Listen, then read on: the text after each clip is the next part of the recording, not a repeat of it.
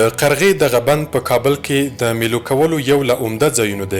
دلته د اختر په ورځو کې د خلکو میلې د اختر له لومړۍ تر اوومې او ان 10 ورځو دوام کوي. د اختر پر دریمه هم د قرغې بند ته له سپین ږیرو نیولې تر ځوانانو او ان ماشومانو پورې خلک ورغلي. دلته ورتګ یوازې د کابل پر اوسیدونکو پورې نه دی ورمحدود. له لرې پرتو ولایتونو هم خلک د اختریزو میلو په موخه کابل ته راغلي. دا ژڼې چې په پکولونو کې یې ګلان ټومبلي له پکتیکا څخه کابل ته په میله راغلي. د دوی د ډلې ملګري مالان میډیا ته وایي د کابل د اوسیدونکو او په اخترونو کې یې د دوی د چلند په اړه متفاوت فکر درلود.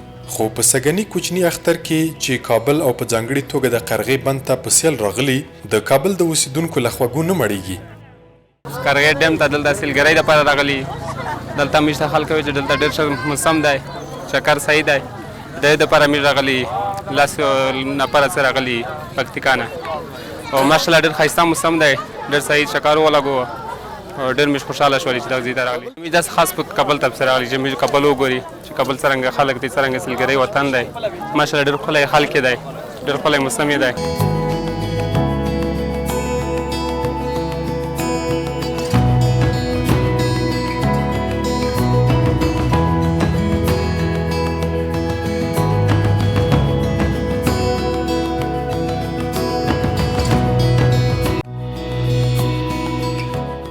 له ژمي وړاندې د قرغې په بند کې اوبه ډېرې وچې شوې، خو د ژمي او پسرلي ورښتونو د دې بند اوبه زیاتې او د اختر میلو لپاره یې بیا د ورتلونکو سیلګرو پام ځان ته ورجلب کړ. په دې پریمانه اوبو کې له سیلګرو بار دغه کښتۍ خورا مستې روانې دي. قرغې ته راغلي ځینې د پاخه عمر لرونکي سیلګر باور لري چې دغه ډول میلې کولی شي د خلکو ترمنځ د مینې، ورورولۍ او یووالي انګیزه پیاوړې او لا خوره کړي.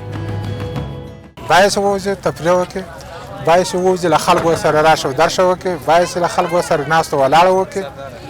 نو باید نزاکت وکړي، نه لرېوالی وکړي، نه د یو چا د بل چا په لمسون باندې دوی تر مابین خپله تفریقه راولي. باید چې دوی خپل نزاکت، خپل زړونه، خپل وینه سره ګډه او یوه وینه د نه جلا کېږي او نه جلا کېدای شي.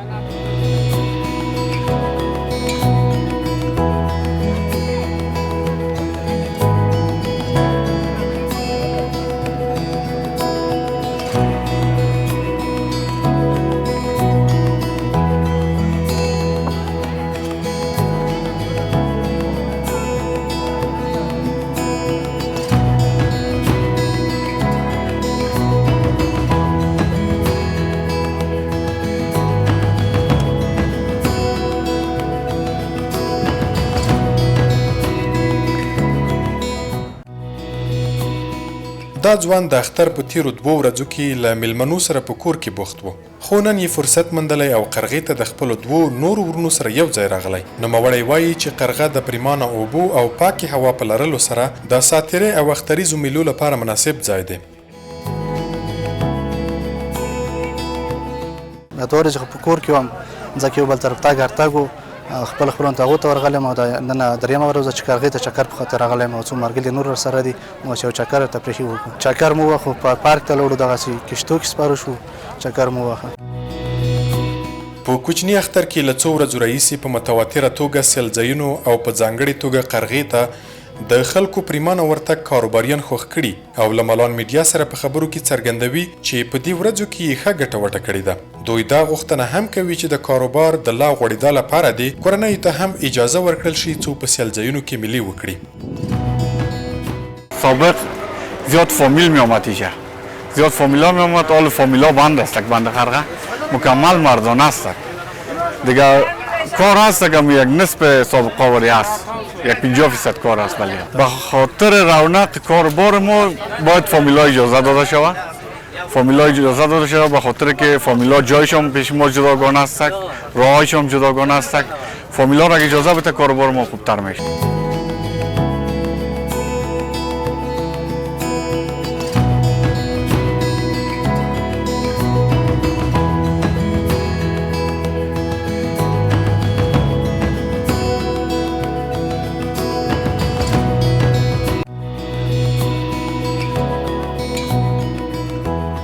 دا کښتۍ له یوې دورې وهلو او د یوې شیبې لپاره له درېدو وروسته بیرته له سورلیو ډکېږي او ځي.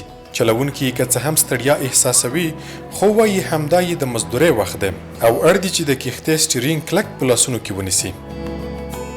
از مسوبه که مردم میاد دیگه تو حساب نمیشه که چند دور از دیدیم خود رفته را ایستیم دیگه دیم 3 روز دیدیم و خدا بسیار مردم رش زیاد بود.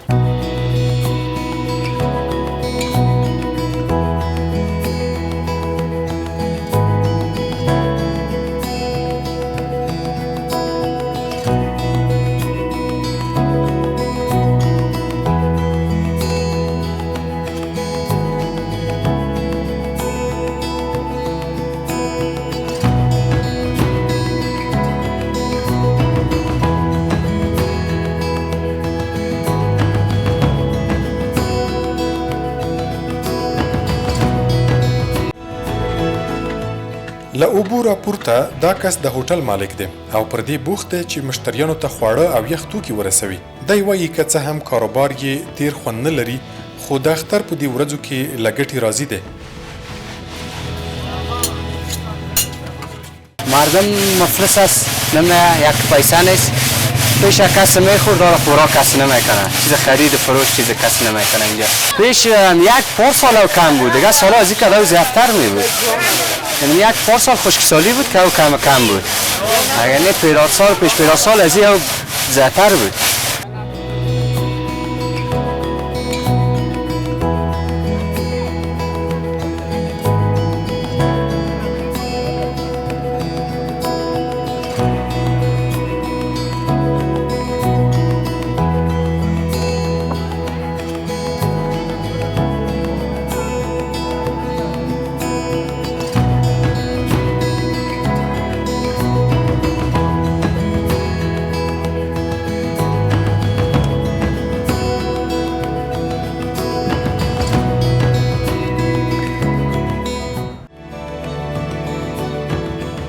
یوازې کابل نه بلکې په اکثره ولایتونو کې د اختر پر مهال خلک له یوه بل کره د مبارکۍ په موخه تر ورتګ وروسته پر مېلو کولو بوختېږي. عموما افغانان په داسې ځایونو کې چې د ګرمۍ پر مهال سړه هوا، رڼې اوبه او زرغون طبیعت ولري د اختر او نورې عادي مېلې کوي.